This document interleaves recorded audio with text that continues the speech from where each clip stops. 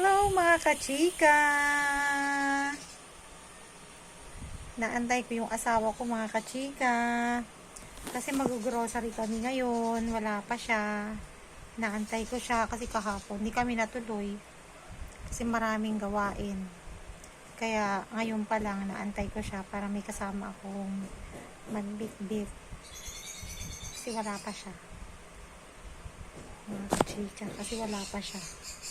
Naantay ko siya. Antay-antay lang. Mga kachika, antay-antay lang.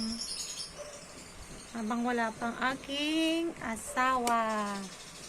Antay-antay lang tayo. Para may kasama tayong magbitbit. May kasama ako mag-grocery. Tapos, pagkatapos nun, naglalaba pa. Dahil pang gawain. Mga kachika. Hindi matapos-tapos ang mga gawain dito sa bahay. Ang dami-dami talaga. Bye!